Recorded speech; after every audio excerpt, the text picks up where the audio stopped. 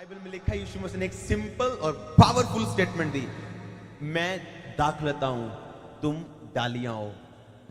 आपको पता है पेड़ की खूबसूरती किस चीज में होती है?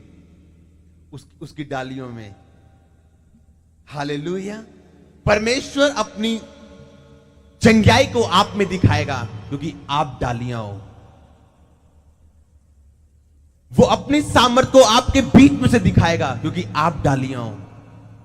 वो आशीषित करने वाला परमेश्वर है, वो आपके बीच में से दिखाएगा, आपको आशीषित करके, चंगा करके, ब्लेस करके, ऊंचा करके, हर तरफ से आपको सामर्थ से भर के, क्योंकि आप डालियां हो।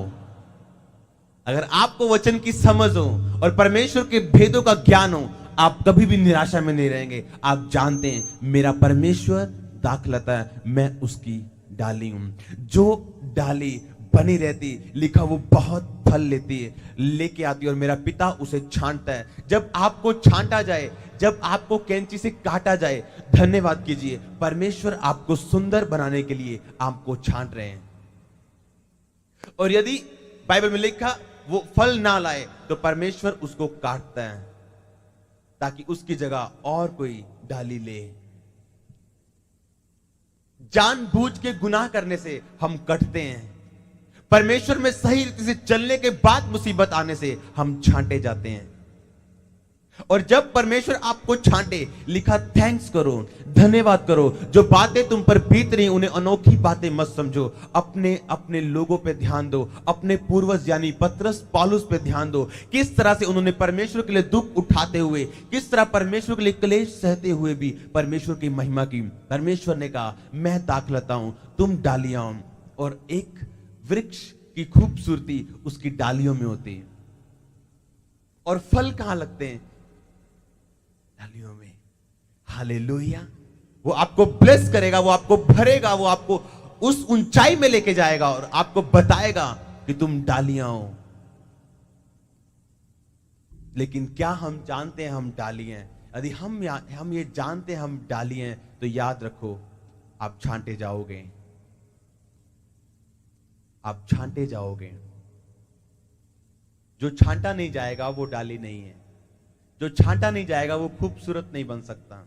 स्पिरिट में, ऊंचाई में, सामर्थ में, भेदों में, रेवलेशंस में, परमेश्वर द्वारा दिए गए सब चीजों में अगर आप खूबसूरत बनना चाहते, आपको वो छांटेगा। याद रखना, जब वो छांटे, दाऊद की तरह उसकी आराधना करो। उसने लिखा मैं दाखलता हूं, तुम डालियां हो।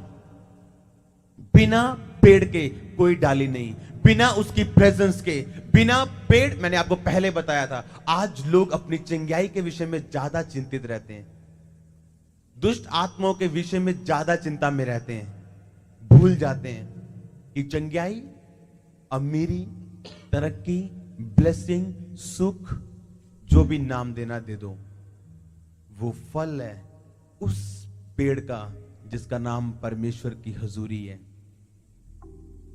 यदि पेड़ होगा तो फल भी होगा। बिना पेड़ के फल मांगने वाला व्यक्ति मूर्ख कहलाएगा। फल की चिंता मत करो, परमेश्वर ने फल देने हैं आपको, क्या तुम्हारा फल बना रहेगा।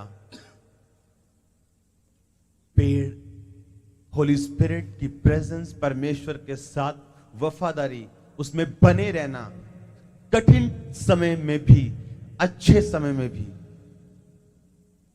जब वो आपको आशीषित कर रहा है, ब्लेस कर रहा है, ऊंचाइयों में लेके जा रहा है, तब भी, जब आपको परखा जा रहा है तब भी, जब आप उसमें बने रहेंगे। लिखा जो डाली सिर्फ बनी रहेगी।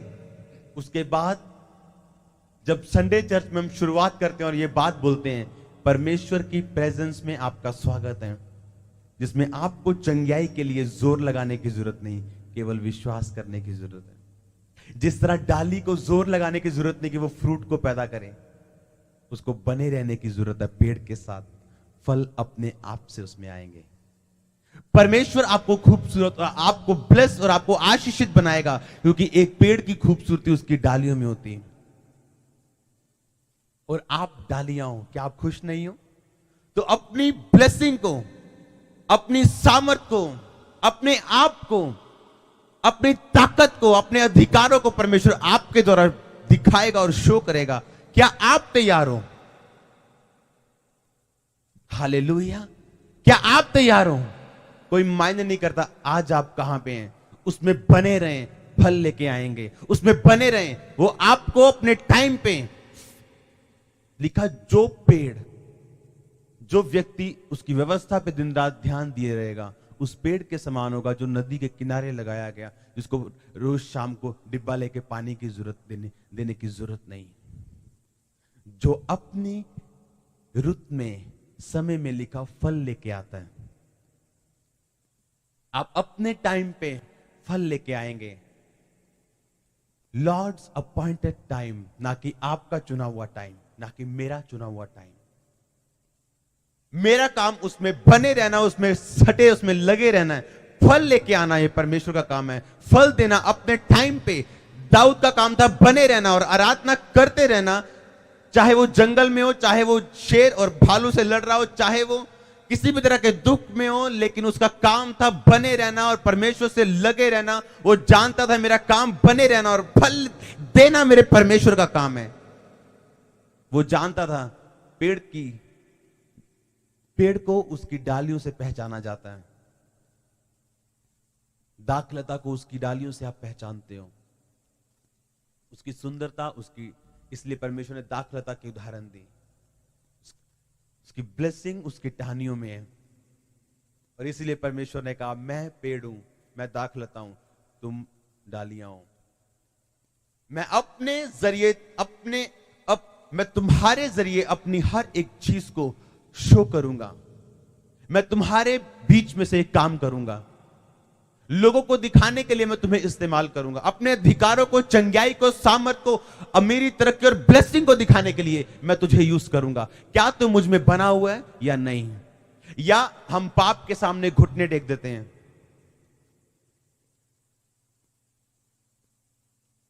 या जब पाप अटैक करे उसके सामने घुटने टेक देते हैं, बहाने लगाते हुए अपनी परिस्थितियों का। हमें फिर कोई चिंता नहीं कि हमारी कमाई 1 नंबर की है, 2 की। हमें चिंता यह कि घर खाना है या नहीं, अगर नहीं तो कमाई कैसी है, कोई चिंता नहीं। वो व्यक्ति बना हुआ नहीं है। उसमें से परमेश्वर अपनी ब्यूटी, अपनी सुंदरता को शो नहीं करेंगे। वो उस व्यक्ति को चुनेंगे जो केवल बने रहना जानता है, जो केवल परमेश्वर के साथ वफादार रहना जानता है हर सिचुएशन में।